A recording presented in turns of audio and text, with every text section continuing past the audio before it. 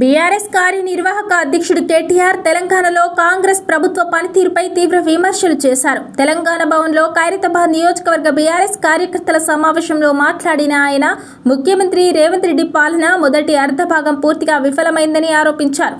ప్రజలకు ఇచ్చిన హామీలను అమలు చేయడంలో ప్రభుత్వం విఫలమైందని, ఎన్నికల సమయంలో చెప్పిన అనేక హామీలు ఇప్పటికీ నెరవేరలేదని అన్నారు. ప్రభుత్వ నిర్ణయాల వల్ల వేలాది మంది ఇళ్లను కూల్చివేశారని కేటీఆర్ విమర్శించారు. అభివృద్ధి పేరుతో ప్రజల్ని ఇబ్బందులకు గురిచేస్తున్నారని, పేదలు, మధ్యతరగతి కుటుంబాలు తీవ్రంగా నష్టపోయాయని ఆరోపించారు. ప్రజల సమస్యలను పరిష్కరించడంలో ప్రభుత్వం ఆసక్తి చూపడం లేదని, పరిపాలనలో స్పష్టమైన దిశానిర్దేశం కనిపించడం లేదని వ్యాఖ్యానించారు. ఈ సమావేశంలో పార్టీ సీనియర్ నేతలు కూడా ప్రభుత్వ విధానాలపై అసంతృప్తి వ్యక్తం చేశారు. అలాగే కాంగ్రెస్ పార్టీలో అంతర్గత విభేదాలు ఉన్నాయని కేటీఆర్ ఆరోపించారు. పార్టీ వ్యవహారాల ఇన్ఛార్జిగా ఉన్న మీనాక్షి నటరాజన్ కు వెన్నుపోటు పొడిచింది కూడా రేవంత్ రెడ్డేనని ఆయన వ్యాఖ్యానించారు. కాంగ్రెస్ నాయకత్వంలో సమన్వయం లోపించిందని, అధికారంలోకి వచ్చిన తర్వాత ప్రజలకు ఇచ్చిన హామీలను మర్చిపోయారని విమర్శించారు. ప్రజలు కాంగ్రెస్ ప్రభుత్వ పనితీరును గమనిస్తున్నారని, భవిష్యత్తులో తగిన తీర్పు ఇస్తారని కేటీఆర్ అన్నారు. కాలం అంటే ఇవాళ రేపు ఏదైనా సినిమాది ట్రైలర్ రిలీజ్ కాగానే మనోళ్ళు చెప్పేస్తారు పిల్లలు హిట్ ఆఫ్ అట్టా అని. సినిమా ఇట్లా టీజర్ రిలీజ్ కాగానే చెప్తారు మన పుట్టగాలు అంత హుషారున్నారు. మరి సినిమా ట్రైలర్ చూడంగానే చెప్పేంత సత్తా ఉన్న, తెలివితేటలున్న తెలంగాణకు మరి ఇంటర్వెల్ అయిపోయాయి రేవంత్ రెడ్డిది. 50% టైం అయిపోయిందా లేదా? ఇంటర్వెల్ ఒడిచిపోయింది సినిమాకు. ఇక శుభం కార్డు ఒకటే పడేది ఉన్నది, ఎలగొట్టేది ఉన్నది, అంతే, ఏం లేదు.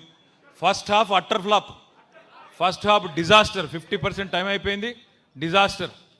సింపుల్గా ఒకటే మాటలు చెప్పాలంటే, హైదరాబాదులో కొత్తగా ఒక్క ఇటుక కట్టలేదు, ఒక ఇల్లు పెట్టలేదు, ఒక్క ఇల్లు కట్టలేదు, ఒక ఇటుక పెట్టలేదు.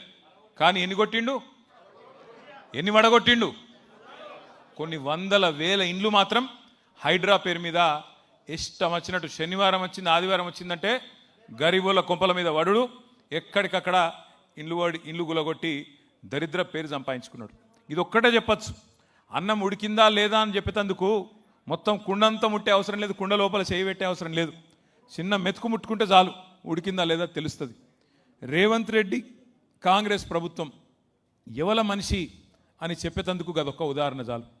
అదే కేసీఆర్ గారు 2,50,000 మందికి గరీబోళ్లకు తెలిసో తెలియకనో గవర్నమెంట్ జాగాలలో ఇల్లు కట్టుకుంటే 2,50,000 మందికి జీవో నంబర్ 58 కింద 59 కింద పట్టాలిచ్చిన మహానాయకుడు మన నాయకుడు కేసీఆర్ గారు.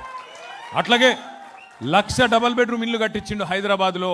ఒక్కొక్క కాన్స్టిట్యున్సీకి 3,000 చొప్పున ఆల్రెడీ ఇచ్చినాం, ఇంకొక 1,000 ఇప్పుడు వీళ్ళు ఇస్తూ ఉన్నారు. మనం మొత్తం తయారు చేసి పెడితే వీళ్ళు ఆఖరికి సున్నం వేసి దానికి మేమే ఇచ్చినామని చెప్పుకునే బాపతులు వీళ్ళు.